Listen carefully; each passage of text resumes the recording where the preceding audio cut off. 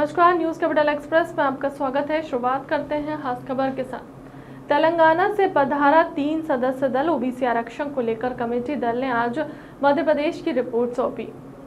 वकुला Bharanam Krishna Rao, chairman Telangana state of पिछड़ा वर्ग, supreme court को हमने रिपोर्ट सौंपी। चुनाव के समय ओबीसी कमीशन रिपोर्ट के अनुसार 35% आरक्षण मिला, ओबीसी की और चुनाव हुई। ओबीसी का जोड़ो, शेष बचा 35% तक ओबीसी को। हमारी रिकमेंडेशन भी 35% की थी। माननीय रामजी महाजन जी की रिपोर्ट जो 1980 की थी वो भी 35% की थी, लेकिन वो रिपोर्ट को माननीय पूर्ववर्ती सरकारों ने कभी लागू नहीं किया, वो पन्नों में दबी रही, आज भी धूल चट रही है। मुझे खुशी है कि मैंने अपने रामजी महाजन की रिपोर्ट को बेस मानते हुए हमारे आयोग ने वह 35% आरक्षण पर आज सफलता पाई। आज पूरा राष्ट्र यह पूछ रहा है हमसे कि बताइए आपने ओबीसी का आरक्षण कैसे किया। तो आज हमारे पास तेलंगाना के हमारे माननीय अध्यक्ष कृष्ण जी, उनके 3 मेंबर आए हैं। ये कमीशन संवैधानिक कमीशन है। इस कमीशन के जो अध्यक्ष हैं उनको संवैधानिक रूप से जुडिशियल पावर है।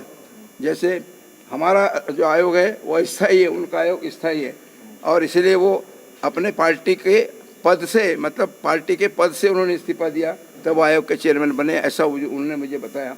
उन्हें कैबिनेट मंत्री का दर्जा है, हम जैसे मुझे है, और उनके मेंबर जो 3 आए उनको राज्य मंत्री का दर्जा है।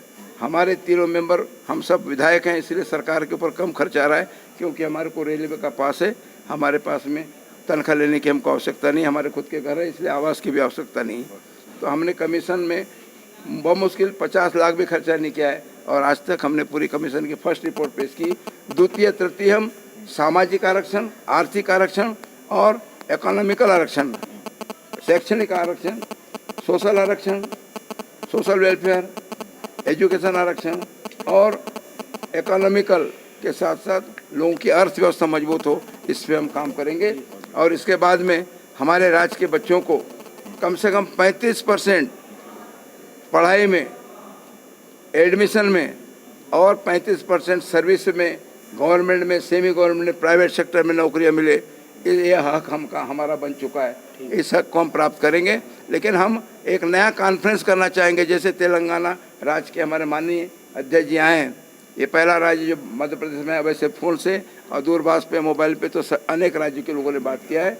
हम चाहेंगे कि देश के सभी राज्य हम एक साथ बैठें, हम उस रिपोर्ट पर चर्चा करें, और क्यों ना माननीय हमारे भारत के प्रधानमंत्री जी के पास हम, या हमारे भारत के गृह मंत्री जी के पास हम जाएं और अपनी बात को रखें, और माननीय मुख्यमंत्री जी के नेतृत्व में हम अपने इस पक्ष को रखें कि हमारे ओबीसी को 35% जो आरक्षण सुप्रीम कोर्ट ने दिया है उसका पालन कानून के दायरे में ला करके क्यों न किया जाए।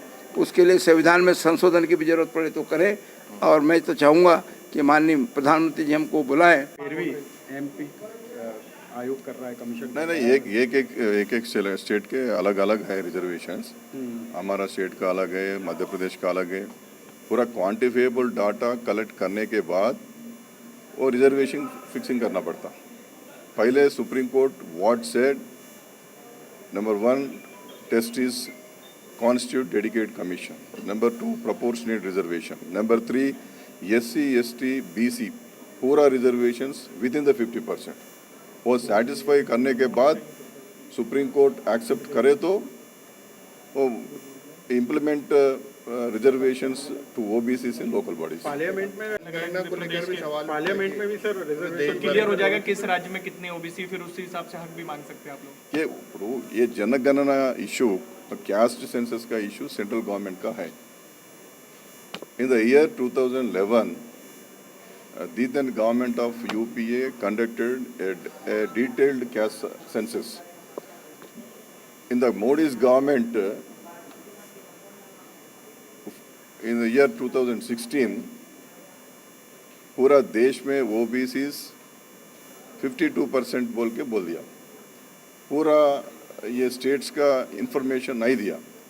At that time, the government of Modi's constitute a subcommittee, vice chairman of Niti Ayog Arvind Kumar Panagaria. What said central government, ये 2011 सेंसस में थोड़ा मिस्टेक्स है। महाराष्ट्र में 4 लाख कैस्ट एनरोल हो गया। हर एक स्टेट में पूरा वो surnames and clans and what वो 4-5 लाख का मिस्टेक्स हो गया।